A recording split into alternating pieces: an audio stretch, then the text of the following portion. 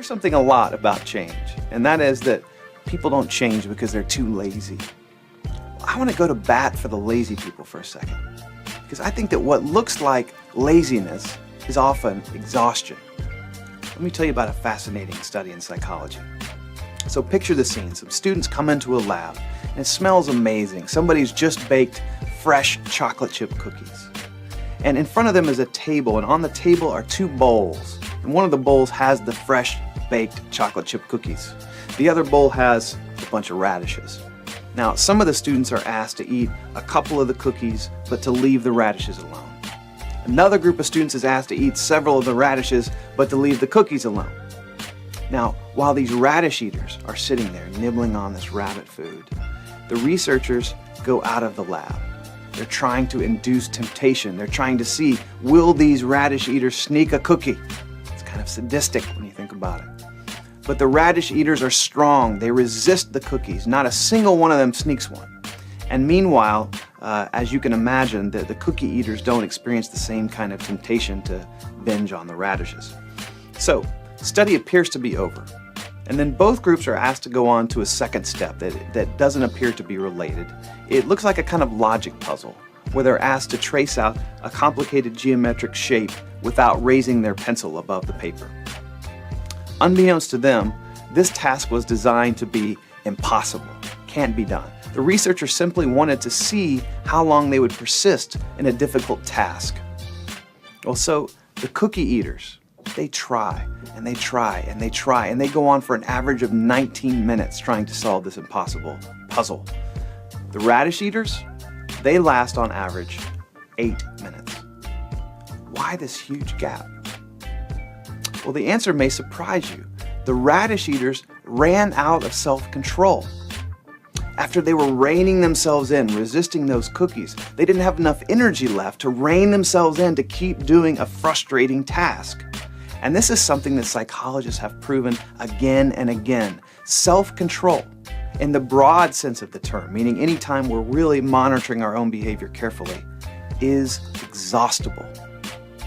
That helps to explain some common things we all experience, like when we're at work and it's been a really hard day and we come home and we're more likely to snap at our partners or to eat more than we should. Now, here's why all of this matters for change situations.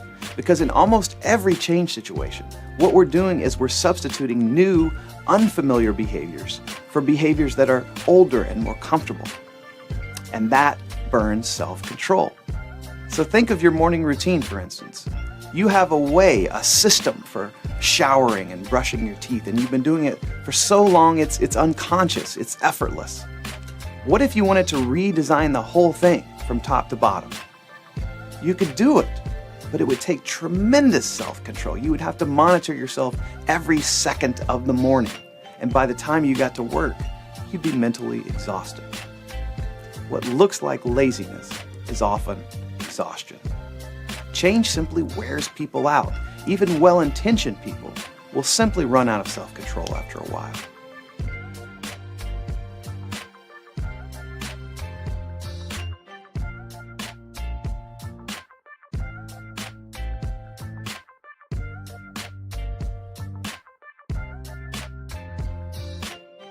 Change. A lot of times we try to teach them something. We feel like, well, if Dad just understood the health complications that are caused by obesity, well, surely he would change his eating habits. Or if my teenage daughter just understood how dangerous it is to text while she's driving, surely she'd cut it out. The problem, though, is that knowledge rarely leads to change. I mean, for instance, take the warning labels on most cigarette packs. Here's one. Cigarettes release carbon monoxide. I mean, do we think that the problem is that smokers simply don't know that cigarettes are bad for them?